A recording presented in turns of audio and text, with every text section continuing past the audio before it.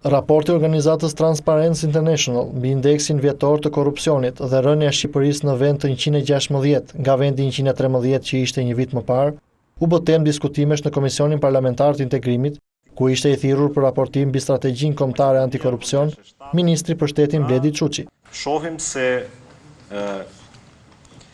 Shqipëria gjithmonë më tepër po zbret në indeksin e perceptimit të korrupsionit, indeks i përgatitur nga Transparency International.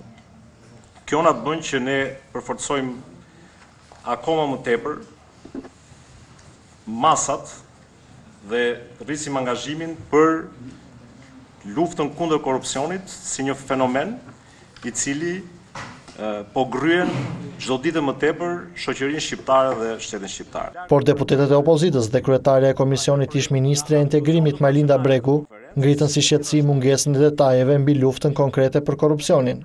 Ju do të na thoni cilat do të jenë masat tuaja. Gjë të cilën në fakt sot unë nuk është se prisja përgjigje nga ju sepse nuk e kam marrë dot nga asnjë ministër.